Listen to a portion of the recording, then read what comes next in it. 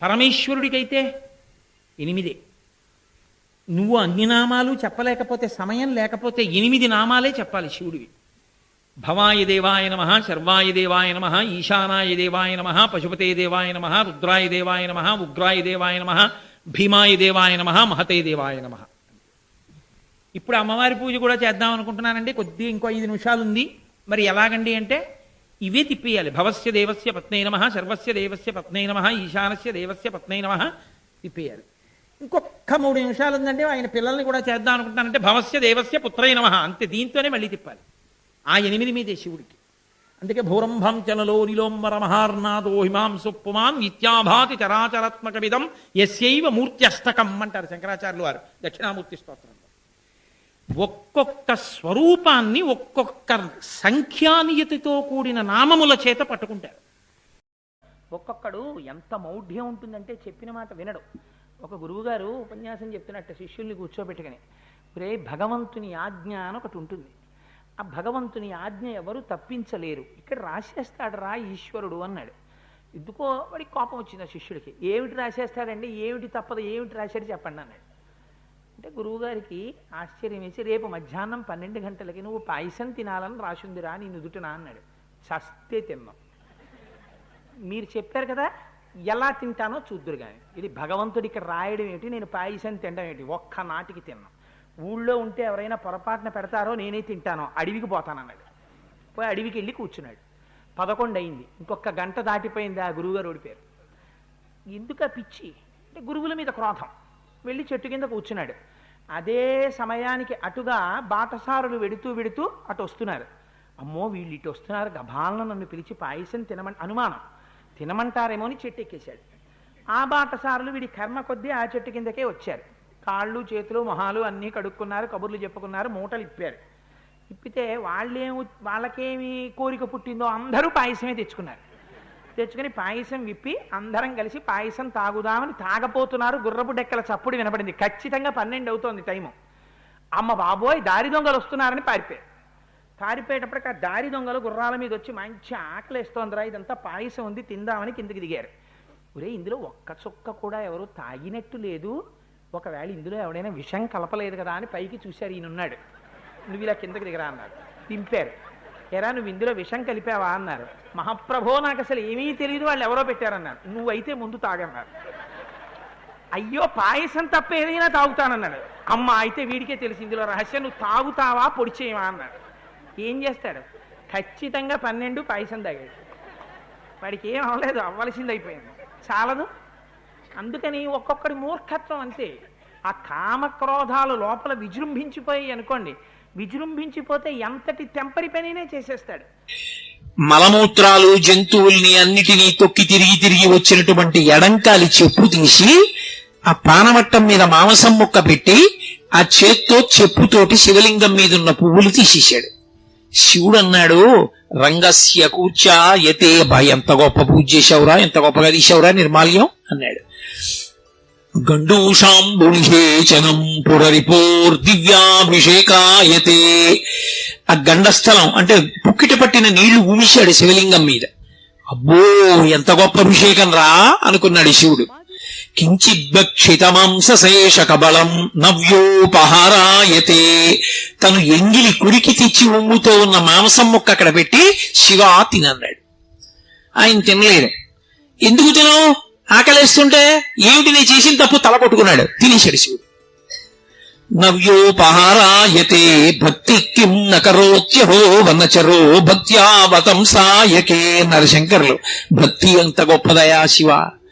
భక్తితో తిన్నడు ఇటువంటి ఉపచారాలు చేస్తే, అపచారాలు చేస్తే ఉపచారాలుగా నువ్వు తీసేసుకున్నావా, భక్తి ఒక్కటే చూసావా, ఎంతటి ఉదార హృదయుడవయ్యా శివ అని 2 చేతులు ఎత్తి శంకర భగవత్పాదులు నమస్కారం చేశారు.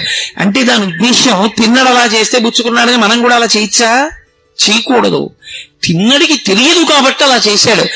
మనకి ఎంత తెలుసో అంత తెలుసున్నట్టు ఉపచారం చెయ్యాలి తప్ప తెలిసే కూడా అపచారం పరమేశ్వరుని యందు చెయ్యరాదు. అప్పుడు అది భక్తి అన్న మాట ఎందుకు అవుతుంది? ఉపచారాన్ని ఉపచారంగానే చెయ్యాలి. కాబట్టి ఆ భక్తి ఉందనుకోండి, ఆయన ఎంత లొంగిపోయాడు నిజంగా. పరమశివుని యొక్క రూపంలో ఒక చమత్కారం ఉంటుంది. ఆయన ఒక చేతిలో పరశువు పట్టుకుంటాడు. పరశువు అంటే గండ్రగొడ్డలి. ఒక చేతిలో జింక పట్టుకుంటాడు. ఆయనకి మూడో కన్ను అగ్నిహోత్రం. ఆయన తల మీద గంగమ్మ ఉంటుంది జటాజూటంలో. నిజంగా పరమశివుడు తినాలనుకున్నాడు అనుకోండి, ఆయన తినడం ఎంత తేలిక. మాంసం తినడం దూర్జటి కాళహస్తీశ్వర శతకంలో దెప్పి పొడిచాడు. అసుతోషుడు శివుడు ఎందుకయ్యాడో చెప్తూ, నీకు మాంసము వాంఛయేని కరువా నీ చేత లేడుండగా జోకైనట్టి కుఠారముండ అనల జ్యోతుండ నీరుండగా పాకం గొప్ప ఘటించి చేతి పునుకన్ భక్షింపక బోయచేకుంటెంగిలి మాంసమిట్లు తగునా శ్రీకాళహస్తీశ్వర. నీకు మాంసము వాంఛయేని కరువా. ఈశ్వరా, నీకు మాంసం తినడం అంటే నాకు కరువా. ఏటయా తినడం? ఎంగిలి మాంసం ముక్క పట్టుకొచ్చి తినడు పెడితే తినేసావా? నిజంగా నీకు తినాలనిపించిందనుకో, లేచి వంటింట్లో కూడా నువ్వు వెళ్ళక్కర్లా. ఈ చేతిలో ఉన్న గొడ్డలతో ఈ చేతిలో ఉన్నటువంటి జింకను దెబ్బ కొట్టి ఇంత మాంసం ముక్కోటి పీకి చేతిలో ఉన్న బ్రహ్మకపాలంలో పడేసి పైన గంగమ్మ కాస్త నీళ్లు అందులో పోసి మూడో కన్నా అగ్నిహోత్రం మీద ఉడకేసుకుని నోట్లో పడేసుకోవచ్చు. లేచి కూడా వెళ్ళక్కర్లా. అటువంటిది ఇలా తినడం మానేసి బోయవాడు తెచ్చిపెట్టిన ఎంగిలి మాంసం తిన్నావా అంటే అసుతోషుడు. ఒక్క శివుడి విషయంలో ఉండే లక్షణం ఏమిటంటే అదే లక్షణం అమ్మవారి విషయంలో ఉంటుంది. ఏమీ తెలియని వాడు ఉంటాడు, పెద్దింటమ్మా అంటాడు. వీరి బయట ఓ చిన్న రాయి ఎడతాడు, దానికే పసుపు రాస్తాడు, బొట్టెడతాడు, దానికే ఓ నమస్కారం పెడతాడు. ఒప్పుకుంటుంది ఆవిడ. ఆయన ఎంత దయామయుడో ఆవిడంత దయామయి.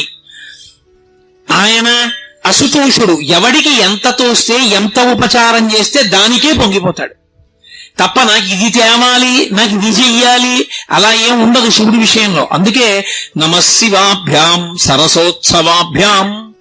ఆయనకి చేసే ఉత్సవాలు కూడా ఎటువంటివో తెలుసా? ఆయన కోసం ఉండవు ఉత్సవాలు, మన కోసం ఆయన వస్తాడు. కార్తీక మాసంలో కార్తీక పౌర్ణమి నాడు జ్వాలాతోరణం చేస్తారు. ఆయన కర్మ అండి. ఆయన్ని ఉత్సవం అని చెప్పి మాడవీధుల్లో వెంకటేశ్వర స్వామి వారిని వాహనాలకి ఊరేగించినట్టేమో ఆయనకేం పెద్ద పెద్ద ఊరేగింపులు అవి చేయరు. ఆయనకి చేసే ఉత్సవం ఏమిటంటే ఆవిరిగడ్డి తీసుకొచ్చి పెద్ద తోరణం కట్టి దానికి అగ్నిహోత్రం వెలిగిస్తారు. ఆ తోరణం మండిపోతుంటే దాని కింద నుంచి పల్లకీలో ఈయన్ని పట్టుకెడతారు. మధ్యలో పడితే పైనుంచి ఆయన మీద పడదు. ఎందుకైంది ఆ జ్వాలా తోరణం కింద నుంచి తిప్పడం అంటే, శరీరం విడిచిపెట్టిన తరువాత పాపములు చేసిన వాడికి యమలోకంలో జ్వాలాతోరణం దర్శనమిస్తుంది. అగ్నితోరణంలోంచి లోపలికి వెళ్ళాలి యమలోకంలోకి. అది మహాబాధ. రే, నువ్వు ఎన్ని పాపాలు చేసినా కార్తీక మాస పౌర్ణమి నాడు నీకోసం నేనొస్తా, నేను వెడతా జ్వాలాతోరణం కింద. నా వెనక నువ్వు వస్తే ఇంక నువ్వు ఆ జ్వాలాతోరణం చూడక్కల్లా, ఈ జ్వాలాతోరణంతో సరి అని మన కోసమని తానొస్తాడు. ఆయన కర్మ. ఆయన రావాల్సిన అవసరం ఏమిటి జ్వాలాతోరణం కిందకి? మన కోసమని తానొస్తాడు. అందుకని నమశివాభ్యాం సరసోత్సవాభ్యాం. ఆయన ఉత్సవాలు మన కోసం, ఆయన కోసం కాదు. అంతటి మహితాత్ముడైన. కాబట్టి అటువంటి శంకరుడికి 4 యామముల యందు పూజ జరిగేటటువంటిది మహాశివరాత్రి. మహాశివరాత్రి అన్న తిథికి ఉన్న గొప్పతనం ఏమిటంటే, అర్ధరాత్రి 12 గంటల వేళ కటిక చీకట్లో శివలింగం ఆవిర్భవించింది. మనకి ఇటుపక్క ఏ దేవాలయాల్లోనూ లింగోద్భవమూర్తి ఉండదు. ఇప్పటికీ మీరు అది చూడాలి అంటే శ్రీకాళహస్తి దేవాలయం వెనక్కి వెడితే వెనక గోడ మీద కనబడుతుంది లింగోద్భవమూర్తి. అంటే లింగంలో శివుడు ఉంటాడు. తల కనపడదు, పాదాలు కనబడవు. తల దగ్గర హంస వెడుతూ ఉంటుంది, పాదముల దగ్గర ఒక వరాహము అడవి పంది వెడుతూ ఉంటుంది. ఎందుకలా అంటే ఆయన ఆపాతాళ నభస్థలంత భువన బ్రహ్మాండమా విస్ఫుర జ్యోతిస్పాటిక లింగమౌళి విలసత్పూర్ణిందు అంతామృతై. కటిక చీకట్లో ఒక జ్యోతిస్తంభం ఏర్పడింది.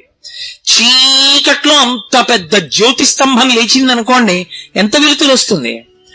లోకం అజ్ఞానంలో ఉంటే అజ్ఞానపు చీకట్లు పోకార్చడానికి అంత పెద్ద జ్యోతిస్తంభం పాతాళం కన్నా కింద నుంచి అభస్థలంత భువన బ్రహ్మాండమా విస్ఫురత్. పైలోకాలు ఎక్కడ వరకు ఉన్నాయో వాటిని దాటి పెరిగిపోయింది. అంత పెద్ద జ్యోతిస్తంభమే శివలింగము. అంత పెద్ద దాన్ని పూజ చేయడం బ్రహ్మ విష్ణువులకు సరిపోలేదు. విష్ణువు వరాహమూర్తి భూమిని తొలుచుకుంటూ కిందకెళ్లారు. ఎంత వెళ్ళినా పాదాలు కనపడలేదు. హంసవాహనం ఎక్కి బ్రహ్మగారు వెళ్ళాడు పైకి, ఆయనకి తల కనపడలేదు. అంటే పరమశివుని యొక్క వ్యాపకత్వమును బ్రహ్మ విష్ణువులకు తెలియలేదు. ఆయన ఎంత వ్యాపించి ఉంటాడన్నది చెప్పగలిగిన మనగాళ్ళం మనమా? చెప్పలేము. కానీ అంత నిండిపోయిందనుకోండి, ఎలా చూస్తాం ఈ మాంసనేత్రంతో? ఎలా చేస్తాం పూజ? అందుకని అది తరిగిపోయి కిందకు వచ్చేస్తే లింగం అవుతుంది. అందుకే లింగం చతురస్రాకారంగా ఉంటే పడుకుందంటారు. కంచిలో ఇప్పటికీ పడుకున్న లింగాలు, కూర్చున్న లింగాలు, నిలబడిన లింగాలు అని ఉంటాయి. అవి పీఠం అది చతురస్రాకారంగా ఉందా, త్రిభుజంగా ఉందా అన్నదాన్ని బట్టి నిర్ణయం చేస్తారు. శివలింగం ఎప్పుడూ కూడా సాధారణంగా గుండ్రంగా ఉంటుంది. శ్రీకాళహస్తి లాంటి లింగాలు మినహాయింపు గుండ్రగా ఉంటుంది. గుండ్రగా ఉండడానికి కారణం ఏమిటో తెలుసా? ఇప్పుడు నేను ఇలా ఓ సున్నా గీశాను అనుకోండి, ఈ నా ఎదురుగుండా ఉన్న బల్ల, శాలువాలు, పూలదండలు ఎందులో ఉన్నాయి? నేను గీసిన సున్నాలో ఉన్నాయి. నేను ఇప్పుడు ఈ సున్నా ఇలా నా చుట్టూ కూడా తిప్పాను అనుకోండి, నేను మైకు ఇవి కూడా ఎందులో ఉన్నాయి? సున్నాలో ఉన్నాయి. నేను అలా సున్నా ఇలా సభ చుట్టూ తిప్పాను అనుకోండి, ఇప్పుడు ఈ సభ ఇవి అన్ని కూడా ఎందులో ఉన్నాయి? ఆ సున్నాలో ఉన్నాయి. నేను దాన్ని ఇలా తిప్పాను అనుకోండి, తేతలి చుట్టూ తిప్పాను అనుకోండి, తేతలి గ్రామం అంతా ఎందులో ఉంది? అందులో ఉంది. నేను దాన్ని ఇలా అన్నాను అనుకోండి, భారతదేశం అంతా తిప్పేశాను అనుకోండి, ఇప్పుడు దేశం అంతా ఎందులో ఉంది? అందులో ఉంది. సమస్త బ్రహ్మాండముల చుట్టూ అలా గీత గీశాను అనుకోండి, ఇప్పుడు అవన్నీ ఎందులో ఉన్నాయి? అందులో ఉన్నాయి. అసలు నిజానికి అండాకారములో ఉంటుంది బ్రహ్మాండము అంటారు. అందుకే కోడిగుడ్డు ఆకారంలో ఉంటుంది. అసలు ఈ లోకాలన్నీ శివలింగాకృతిలో ఉంటాయి. అది ఒరగడం ఎటురుగుతుందంటే చేసిన అభిషేక ద్రవాలన్నీ కూడా ఉత్తర దిక్కున సముద్రంలో పడిపోతాయి. దేవతలు చేసినటువంటి అభిషేకాలన్నీ కూడా ఉదయగ్రావము పానవట్టము అభిషేకో తత్ప్రవాహంబు వార్ధి జలధ్వంతము ధూపదీమము అని ధూర్జటి కాళహస్తి మహాత్యంలో వర్ణిస్తాడు. బ్రహ్మాండాకృతిలో ఉంటే గుడ్డు ఇలా పట్టుకున్నాం అనుకోండి, ఓ పక్కకి వాలుగా ఉంటుంది. అది ఉత్తర దిక్కుకు పడాలి అభిషేక జలాలు. అవే దేవతలు చేసిన అభిషేక జలాలే మహాసముద్రాలై పడిపోయాయి ఉత్తర దిక్కున. ఇప్పుడు అంతటా నిండిపోయింది అనుకోండి గుండ్రంగా ఇలా లింగం, ఎలా పూజ చేస్తారు చెప్పండి నాకు? మీరే అందులో ఉన్నారు. ఇక మనం ఎలా చేస్తాం పూజ? అప్పుడు ఆయన ఏం చేస్తాడంటే మనని అనుగ్రహించడానికి ఇలా తరుగుతూ వస్తాడు. ఇలా పెరిగినది ఏదుందో అది బ్రహ్మాండమా విస్ఫురత్. బ్రహ్మాండమా విస్ఫురత్ సంకోచత్వాన్ని పొందితే ఇలా తరుగుతుంది. తరిగి తరిగి తరిగి తరిగి తరిగి మన ఎదురుగుండా ఇలా గుండ్రంగా కూర్చుంటాడు. ఇప్పుడు అది పైకి కిందకి వెడల్పు తిరిగిపోయింది అనుకోండి, అన్నీ అందులోకి వెళ్ళిపోతాయి. అన్నీ అందులోకి వెళ్ళిపోయింది ఏదో అన్నీ ఇందులో ఉన్నాయో, ఏది అందులో లేకుండా లేదో అది ఘనీభవించి సంకోచించి మన ఎదుటకొస్తే లింగం గుర్తయింది. ఇప్పుడు దాన్ని గుర్తుగా తీసుకుని దాని మీద అభిషేకం చేస్తే తత్ఫలితం ఏమవుతుంది? బ్రహ్మాండం అంతా చల్లబడిపోతుంది. అందుకే ఒక్కడు శివలింగాన్ని సక్రమంగా అభిషేకం చేసేవాడుంటే లోకమంతా చల్లబడిపోతుంది. అందుకే అది చల్లగా ఉండడానికే పైన చంద్రబింబం నుంచి అమృతధార పడినట్టు ధారాపాత్ర కట్టి వెళ్ళిపోతారు. అందులోంచి ధారపడుతూ ఎప్పుడు శివలింగం చల్లగా ఉంటుంది. శివాలయంలో శివలింగం చల్లగా ఉంటే ఊరు చల్లగా ఉంటుంది. మహాశివరాత్రి అంటే లోకములను అనుగ్రహించడానికి, లోకములకు జ్ఞానం ఇవ్వగలిగిన వాణ్ణని చెప్పడానికి, ఎవరి కోరికనైనా తీర్చగలిగిన వాణ్ణని చెప్పడానికి లింగస్వరూపంతో ఆపాతాళ నభస్థలంత భువన బ్రహ్మాండమా విస్ఫుర జ్యోతి స్ఫాటిక లింగమౌళి విలసత్పూర్ణేందువంతామృతై. అంతటా నిండిపోయినవాడు, ఇవేమీ కానివాడు, వీటిలా కనపడేవాడు. స్ఫాటికలింగ. స్ఫటికలింగం ఉందనుకోండి, అది చాలా గొప్పది. స్ఫటికలింగం. స్ఫటికలింగం రామేశ్వరం క్షేత్రానికి వెడితే తెల్లవారుజామున 4 గంటలకి బ్రహ్మముహూర్తంలో అభిషేకం చేస్తారు స్ఫటికలింగానికి. అప్పుడు చూపిస్తారు. ఆ స్ఫటికలింగం ఎదురుగుండా ఓ ఎర్ర పువ్వు పెడతారు. లింగం అంతా ఎర్రగా అయిపోతుంది. పువ్వు తీసేస్తారు, తెల్లగా అయిపోతుంది. శివలింగం మీద తెల్లటి పాలు పోస్తారు, తెల్లగా అయిపోతుంది. పసుపు నీళ్లు పోస్తారు, పచ్చగా అయిపోతుంది. మామూలు నీళ్లు పోస్తారు, మళ్ళీ తెల్లగా అయిపోతుంది. ఎదురుగుండా ఏది పెడితే దానిలా కనపడుతుంది, కానీ నిజానికి అదేమిటి? ఏమీ కాదు, శుద్ధ స్ఫటికం. అలా అంతటా నిండిపోయినటువంటి పరమేశ్వరుడు నిర్గుణుడు, కానీ ఎలా చూస్తే అలా కనపడుతూ ఉంటాడు. అది స్ఫాటికలింగ.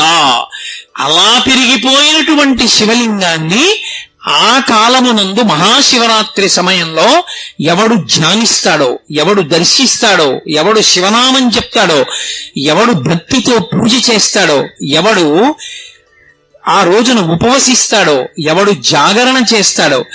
జాగరణం అనేటటువంటిది దేని చేత జరుగుతుంది అంటే విశేషమైనటువంటి రోగము శరీరంలో ప్రవేశిస్తే జాగరణం చేస్తాడు.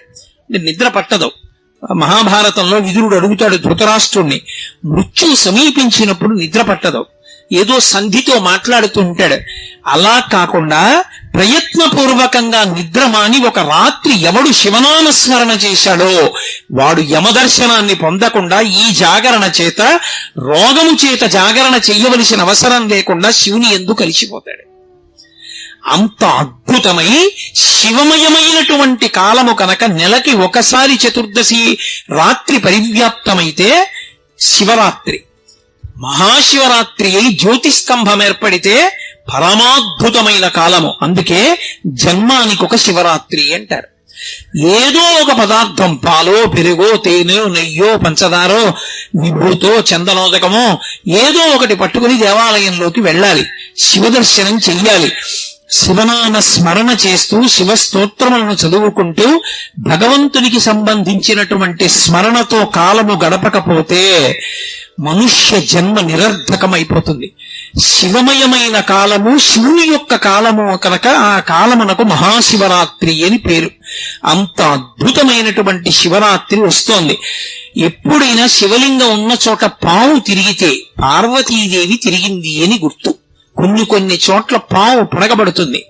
నేను ఒక చోట విన్నాను, ఇక్కడికి రాజరాజ నరేంద్రుడు పరిపాలించే కాలంలో వెళ్ళిపోతుంటే రథానికి పాము అడ్డం వచ్చి రాత్రంతా ఉండిపోతే ఆయన మరునాడు దర్శనానికి వస్తే ఇక్కడ శివలింగ దర్శనం అయింది అని.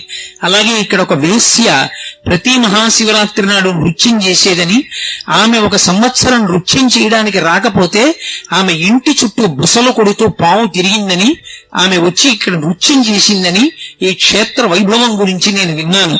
అంటే ఎంత విశేషమైనటువంటి శివతేజస్సు కలిగిన క్షేత్రమో చూడండి. కాబట్టి అంత గొప్ప క్షేత్రంలో మీరు ఉండడం, మహాశివరాత్రిని సద్వినియోగం చేసుకోవడం, అంత చక్కటి దేవాలయంలో అమ్మవారిని అయ్యవారిని సేవించగలగడం, పైగా 2 నందులున్నటువంటి విశేషమైనటువంటి క్షేత్రం, అంత గొప్ప క్షేత్రంలో మహాశివరాత్రి నాడు మీరందరూ ధన్యులవుతూ నన్ను కూడా శివరాత్రికి ముందు పిలిచి శివుడి గురించి 4 మాటలు చెప్పవయ్యా అని అడగడం, ఇటువంటి క్షేత్ర ప్రాంగణంలో కూర్చుని పరమశివ వైభవం గురించి ఎంత చెప్పడం అంటే అది మహాసముద్రం ఎంతైనా చెప్పచ్చు. ఏకశబ్ద సంవిజ్ఞాత సృష్ట ప్రయుక్త స్వర్గే లోకే కామదుర్భవతి. భక్తితో నమ్మి చెప్పుకున్న ఒక్క మాట చాలు. కాబట్టి మీ అందరూ కూడా ఇంత ఓపికగా నిలబడి కూర్చుని కూడా అంత ఇరుగ్గా ఉండి కూడా పరమ భక్తితో నా మాటలు విన్నందుకు మీ అందరికీ నా హృదయపూర్వకమైన కృతజ్ఞతలను ఆవిష్కరిస్తూ స్వస్తి.